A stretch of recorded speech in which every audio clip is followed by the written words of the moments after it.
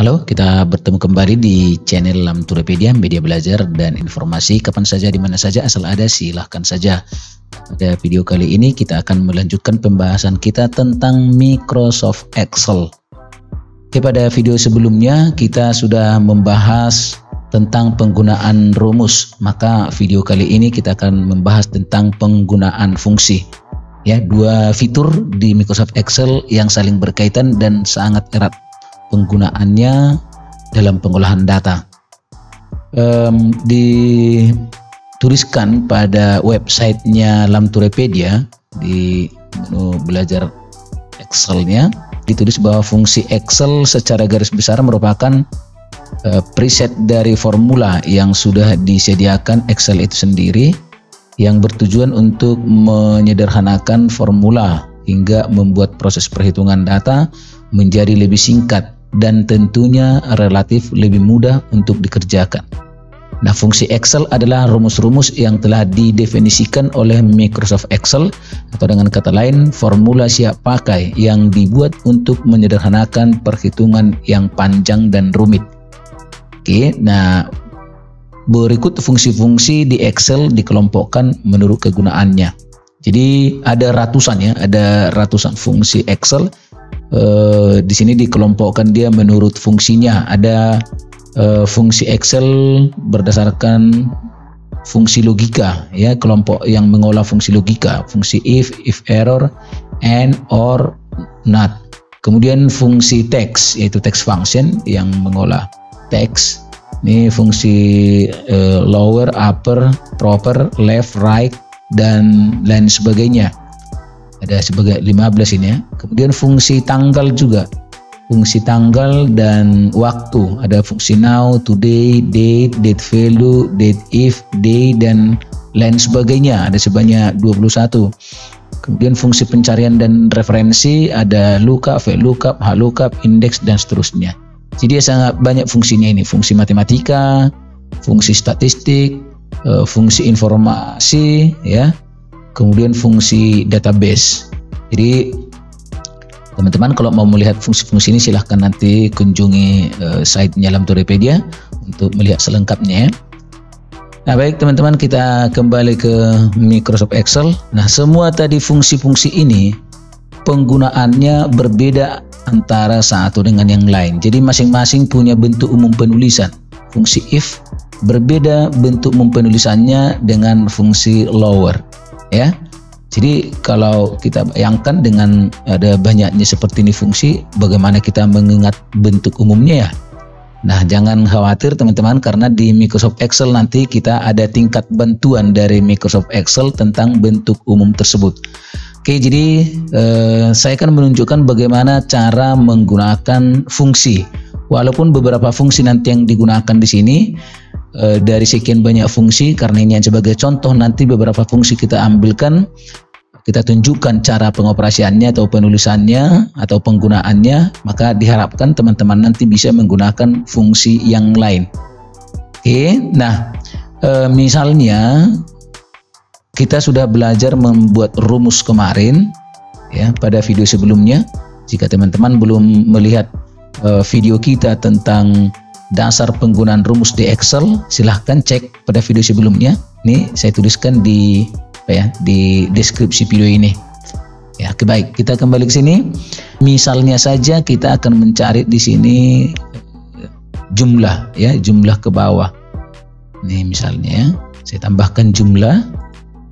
Oke, saya mau mencari jumlah ini jumlah jual ya. Ini jumlah jual. Oh, kita satu-satu dari pembelian dulu, dari pembelian. Nah, di sini ini kan ada 3 sheet kita kemarin ini. Ada 4 sheet dengan stok, dan di sini ada sheet yang terpisah khusus menunjukkan bagaimana kemarin kita mencari penjumlahan, pengurangan, perkalian, dan pembagian. Di sini di sheet operator aritmatika. Lalu kita mulai dari sheet pembelian dulu. Kita misalnya di sini adalah jumlah. Kita mau menambah jumlah. Di sini misalnya kita akan mencari nanti jumlah pembelian, kemudian jumlah harga satuan ini ya.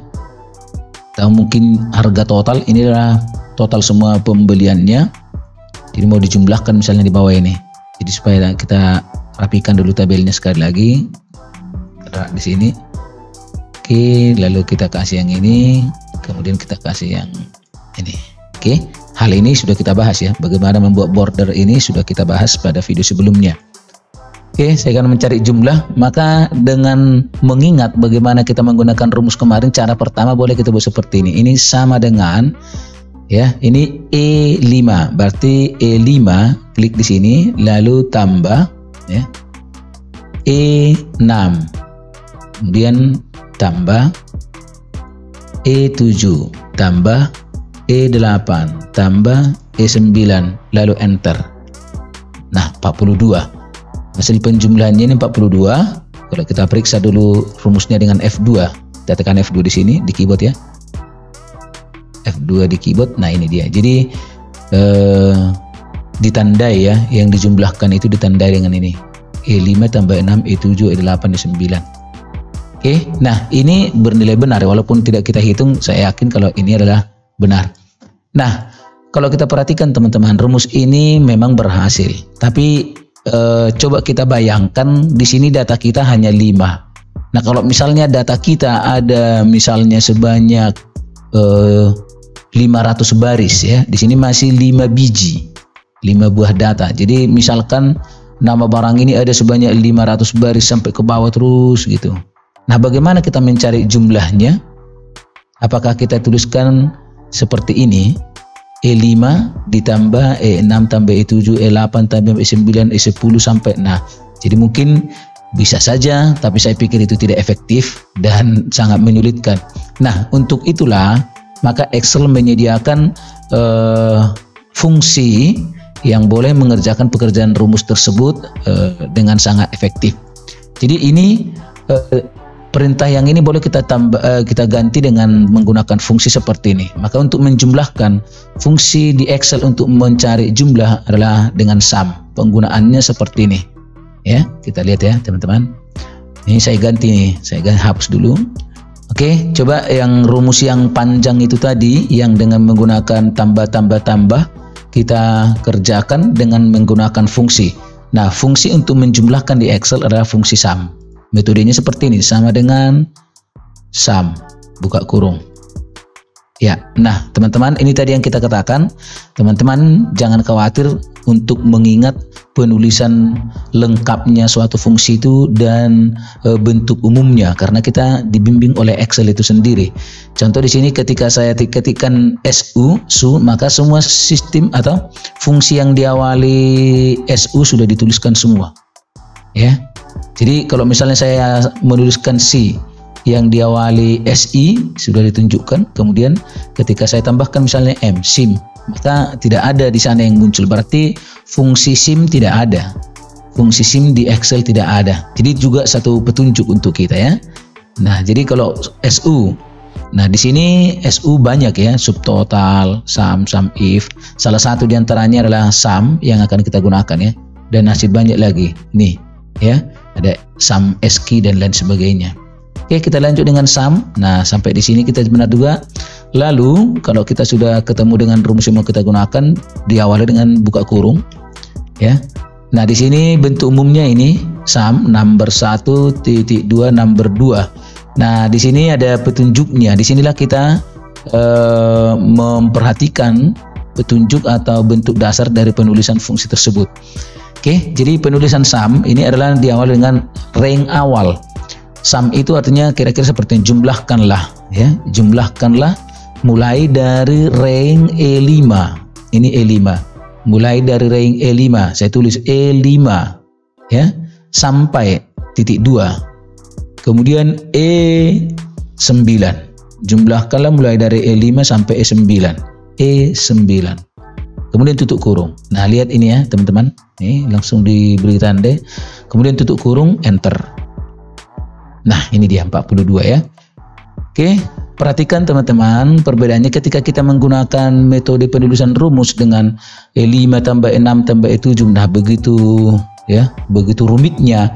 Mungkin untuk 5 tidak terasa ya, tapi kalau misalnya data kita ratusan, katakanlah 200, nah penulisan ini dengan menggunakan rumus itu sudah tidak efektif. Tapi ketika misalnya kita menjumlahkan dari data kita yang ada ratusan, Nah, kita tinggal menentukan ininya, ya. Kita menentukan dari mana ini awalnya dan ini akhirnya. Kalau misalnya kita menjumlahkan dari E5 sampai E1000, tinggal E5.2 E1000. Begitu ya. Jadi itulah contoh fungsi, ya. Kemudian kita coba mencari menunjukkan penggunaan fungsi lain, yaitu rata-rata, ya, rata-rata. Cara di sini ini tadi sum, ya. Cara dengan rumus boleh kita gunakan sama dengan ini, ya. Ini 42 misalnya ini berarti E10 dibagi, ada berapa datanya? 1 2 3 4 5 dibagi 5. Ini benar 8,4. Apakah ini sudah benar? Nah, ini kita yakini sudah benar dulu, ini 8,4. Secara logika ini benar, ya. Tetapi bila mana misalnya, ya, bila mana misalnya data ini bertambah. Contoh saja, ya. Di sini kita sisipkan baris, ya. Kita sisipkan di sini, lalu klik dulu di sini, ya. Lalu insert nih, insert kolom baris, ya. Insert row. Nah, ini, ya.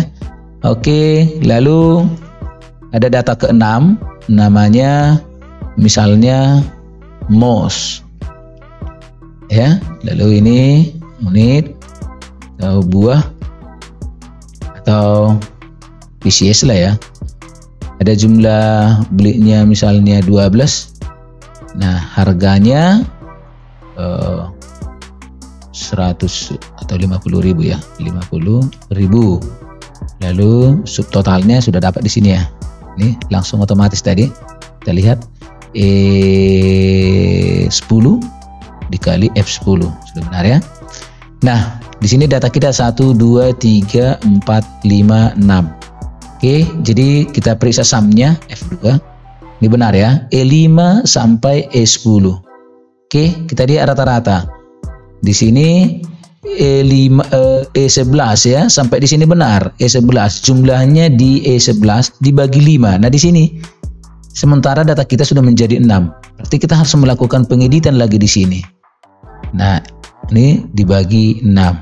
Oke. Nah, jadi ini namanya tidak efektif. Jadi artinya setiap misalnya terjadi perubahan data, kita harus mengganti rumusnya. Nah, maka ada fungsi untuk mencari rata-rata, adalah fungsi average, sama dengan average. Nah, ini buka kurung. Nah, jadi boleh kita katakan fungsi average ini rata-ratakanlah range tertentu, ya. Rata-ratakanlah mulai dari range E5. Ini E5 kita tulis sampai titik 2 E10, ya, E10. Tutup kurung. Nah, kita tidak perlu tahu mau berapa banyak data itu. Apakah ini 5, apakah 6, apakah 100.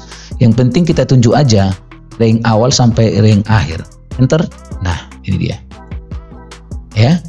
Jadi ada rata-ratanya. Coba kita buktikan dulu, ya, dengan rumus kita tadi. Kalau misalnya ini dibagi 6.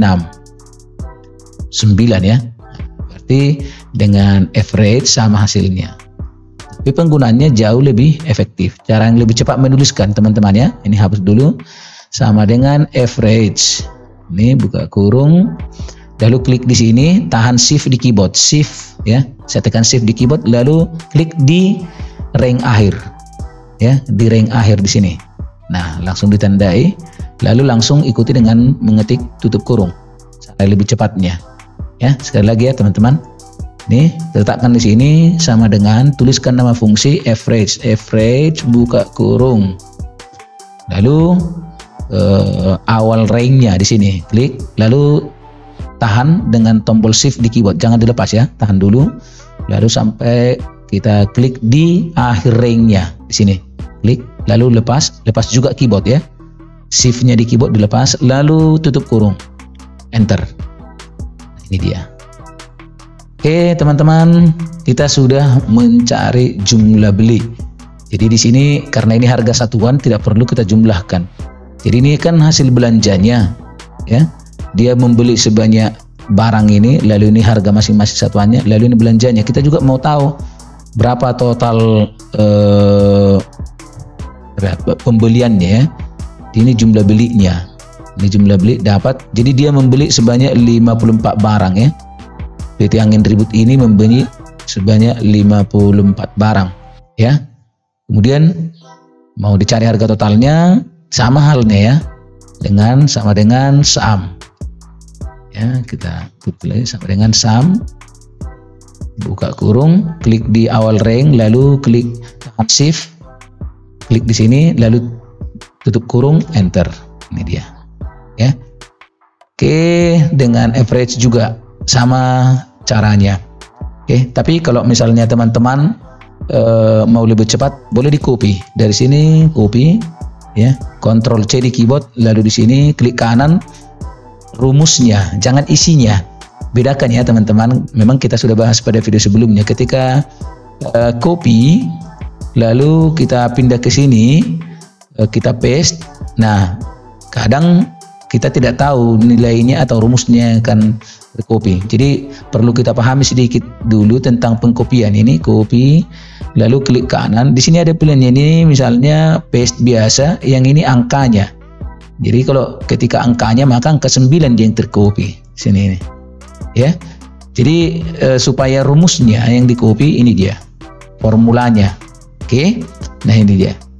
Oke, kita perhatikan ini kenapa seperti ini. Kita format ulang dulu. Dari sini kita format sampai ke sini, koma ya, klik koma di sini. Lalu di sini ada decrease desimal supaya desimal dikurangi 1 kali, 2 kali ya, seperti ini dia. Oke, berikutnya saya mau mencari misalnya harga yang paling mahal ya. Harga yang paling mahal dari semua, harga yang paling mahal dari belanjaan ini tadi ya. Jadi misalnya saya cari misalnya harga tertinggi. Berapa harga tertinggi itu ya. Jadi fungsinya adalah dengan max, sama dengan max. Jadi harga tertinggi adalah max. Carilah harga tertinggi dari range F5 sampai F10, tutup kurung, enter. Jadi 3 juta, kita lihat paling tingginya sini. Benar ya, 3 juta. Jadi harga tertinggi, harga terendah. Harga terendah. Oke, itu fungsinya adalah min. Buka kurung. Ya, carilah harga terendah dari sini, dari awal rank F5 sampai akhir rank F10, tutup kurung, enter. Di 50.000. Ternyata benar ya, yang terendah di antara semua ini 50.000. Oke, nah teman-teman, kita coba rapikan ini sedikit. Kita pakai border yang ini ya, all border, lalu pakai ini tick box border, jadi pinggirnya.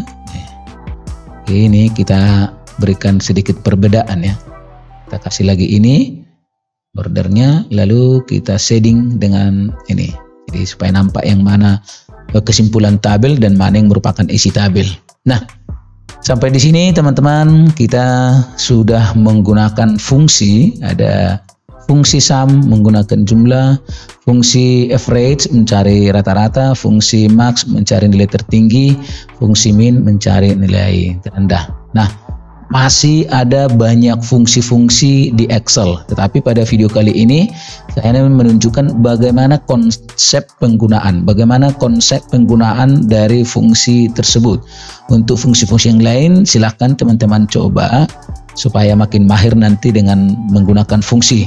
Dan fungsi itu boleh kita lihat di site Lam Torepedia ya. Ada banyak fungsi di sana yang sudah dikelompokkan menurut kegunaannya ya. Boleh nanti silahkan dicek ulang di sana. Dan di video-video berikutnya nanti kita juga akan selalu berurusan dengan rumus dengan fungsi ya. Jadi walaupun di sini hanya 4, nanti fungsi-fungsi lain, fungsi if nanti akan kita bahas secara tersendiri. Fungsi VLOOKUP dan HLOOKUP nanti akan kita bahas juga dengan secara tersendiri. Jadi dari sekian banyak fungsi ini ada fungsi-fungsi vital ya, fungsi-fungsi vital yang memang sangat sering digunakan dan penggunaannya juga sangat vital. Maka nanti fungsi-fungsi vital dari ini nanti akan kita bahas secara khusus, walaupun mungkin kita tidak membahas keseluruhan fungsi ini satu persatu, tetapi dari fungsi-fungsi yang paling sering digunakan dan yang vital penggunaannya nanti akan kita bahas tersendiri pada video-video kita berikutnya. Oke, sampai di sini. Oleh karena itu, teman-teman jangan lupa silahkan like video kita dan subscribe channel, bunyikan tanda lonceng supaya teman-teman mendapatkan notifikasi ketika kami melakukan update video-video berikutnya. Terima kasih, semoga bermanfaat. Sampai ketemu video berikutnya.